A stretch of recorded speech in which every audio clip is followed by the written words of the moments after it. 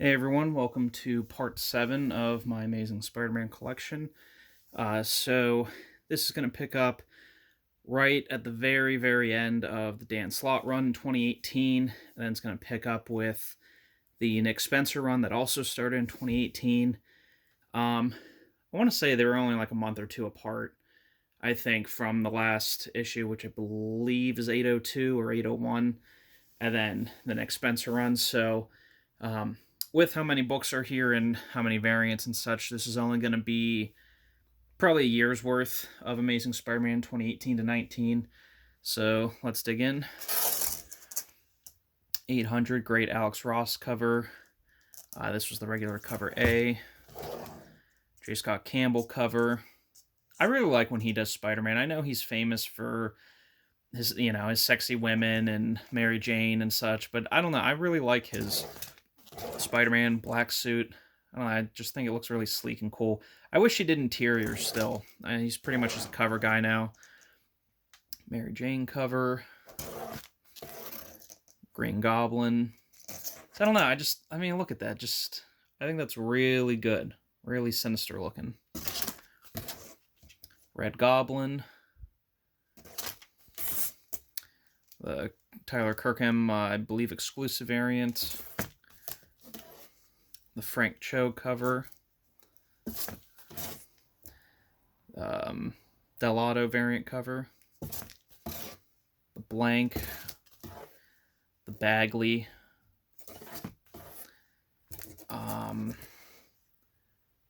Is this the Friends variant, I think? Frenz.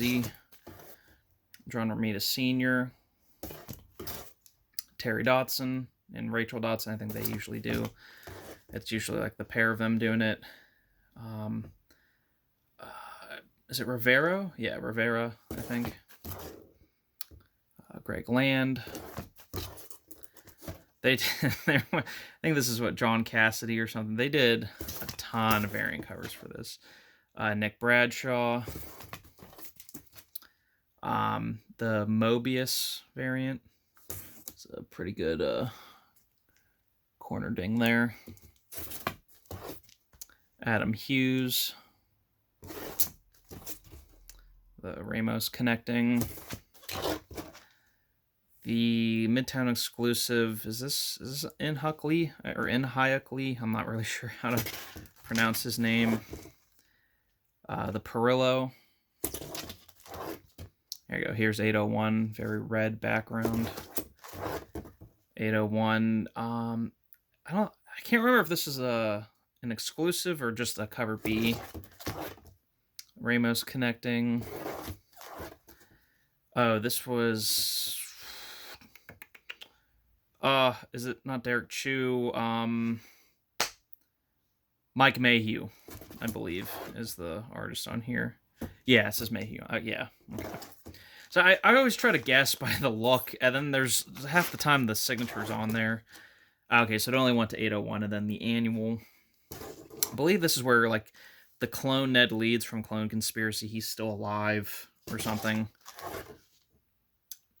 Annual 1. The free comic book day. Okay, so maybe this wrapped up in May. And then this, because I remember it was like July or something where Amazing 1 took over with Nick Spencer. The behind the scenes edition. Another free comic book day, 2019. And then issue number 1. So I was excited because Ryan Ottley was coming over because Invincible had just ended a few months prior to this. I was really concerned with Nick Spencer taking over.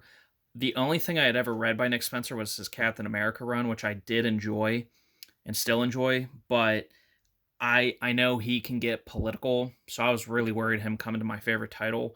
But honestly, this first arc he did, and we'll get into it after the variants, was really cool. It was a really fun, just old-fashioned Spider-Man story. Him and MJ are back together. It was great. Had a really strong start. Virgin cover, one per store, like fading cover. Is this? The signature's there, but I can't read that. Just a really cool cover. Is it Jerome Pina variant cover, or Jim Chung. Greg Land. Again, I'm not sure. Oh wait, Shane Davis. This is Shane Davis. Blank. I'm pretty sure this was a Midtown or something cover. J. Scott Campbell. The 1 in 100 John Romita Sr. PGX exclusive variant. The second printing. And then number 2, great cover. But yeah, so Peter was going back to school in this too, which, I mean, I don't think we need to see him in college anymore. I don't know why Marvel's trying to keep him eternally young. He can be 23, 24. Like, that's fine. Keep him there, let him get married, let him date, let him have a job. It's okay. J. Scott Campbell exclusive black suit cover, then Venom and Black Cat. 3. This was another one that had a lot of good variants, at least at the start. Philip Tan. So in this story arc, Peter and Spider-Man are separated into 2 different beings. So Peter doesn't have any of the powers, so he doesn't have the responsibility, but he also lost, Peter's just a guy, just average strength, no intelligence. Spider-Man has all that. He has all the powers, all the brains, but he doesn't have the sense of responsibility. Cosmic Ghost Rider variant. The 2018 game variant. Second printing. Annual 1. Annual 1 variant. Really cool cover. The game variant to the annual. Another Cosmic Ghost Rider variant. But yeah, I don't know. The Spencer run was, I think a lot of people put too much hope in it to be like, okay, this is going to correct Spider-Man. In a lot of ways, he did. MJ and Peter were back together. Peter had, he was either Dr. Connor's teaching assistant, like in the Spider-Man movies, or he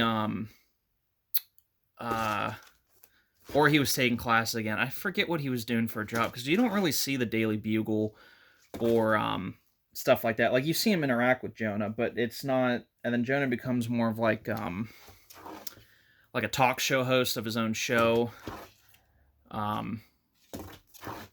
So it wasn't. Yeah, I can't remember what he did for work. There we go. Yeah, Get to Work with J. Jonah Jameson. So he's like a radio podcast type thing. Conan variant. Yeah, that's all I really remember is the first couple arcs, the artwork, him going to class, stuff like that. I think Kraven was around the whole time in the background, getting ready for this Hunted, which I had really liked all the Nick Spencer stuff up until this. This was where I was like, what are we doing here? So Kraven's back, or has been back for a while. He cloned himself? Yeah, it was a bunch of clones of him that he raised like children. Only one of them killed all the others, and so it was him and his son, but it was really just him and a clone of him. And they were rounding up all of the characters in the Spider-Man universe and kind of just in general that were animal themed. So here's Vulture, Rhino, Scorpion, Lizard, White Rabbit, even though she's not really a rabbit, she dresses like one. They were rounding everybody up in Central Park, Gibbon, and they were having these rich people pay to use one of these robot VR video game things to kill these people. And it was just something, these sick rich people wanted to do, I guess. But Kraven made it happen for whatever reason. And he captured Spider-Man, put him in the black suit again. And then it ended with Kraven dressing as Spider-Man so that his son clone could kill him. And so Kraven could finally rest again. but then the son dresses up in Kraven's old gear and is now Kraven the Hunter. So like, it's it really made no sense, and it was really pointless of why this event happened. Because like, I think a few characters die, like Gibbon dies, I know, and a couple characters. Kraven's dead, but he's just replaced with someone who looks exactly like him, so that was rather pointless. Nothing really changed for Peter. It was just another adventure, so I really wasn't sure the point of Hunted. Now I think, yep, we're getting into the Kindred stuff, which Kindred started off really cool, but then it just dragged and dragged and dragged and dragged and dragged, and they kept giving you hints. I thought it was going to be Ned Leeds. It was not. It ended up being Harry Osborn, but it was like Harry Osborn AI that was piloting the son and daughter that Norman made out of Peter and Gwen's DNA, that it was like undoing sins past. So Gwen didn't actually cheat on Peter. It was, all Mysterio and a fabrication, and Norman Osborn and Harry Osborn, and he took the cloned kids that he convinced were Peter's kids. I don't know why I have 3 copies of this. It just... I do feel kind of bad, because I feel like Hunted, that was Nick Spencer just throwing crap at a dartboard and seeing what stuck. Kindred, I think, was supposed to be a much bigger and go like end brand, not a brand day, rewrite One More Day and fix the marriage and everything, and then at the last second Marvel editorial was like, no, don't do that, or you can't do that. So I do feel bad for him in a sense, because it seems like he was heading somewhere. Like, there was a point to all of this, and then it just got taken from him. So, I don't know. Again, and I think Gleason took over at this point. Spencer, he really didn't have a bad Spider-Man run. I feel like a lot of what he did was like cleaning house or I feel like it was, some of them were stories he did. Like, he read Kraven's Last Hunt and was like, well, I would have written it this way. But like, that story obviously can't be better, because Kraven's Last Hunt has already been written and is already loved. So like, it's like his version. Then he brought like the Sin Eater back, which I thought was cool, but he, like, it was like another Sin Eater story, which should have happened when Sin Eater was around in the 80s. So it's like, I don't know. I feel like he took on stories, or did stories that were his versions of stories that were already there. So like, they really didn't go anywhere or change anything or do much. But again, I could be completely off with this. I'm not sure. This is just my speculation, what I have read and what I think about what I have read. But no, his run, again, I thought it started off a lot better than the Slott run. But honestly, I don't think things have been really great for Spider-Man since the Dan Slott run. And 35, this variant that will end this box. So stay tuned for part 8. This was just this was the end of the Dan Slott run to the pretty much like the middle of the Spencer run.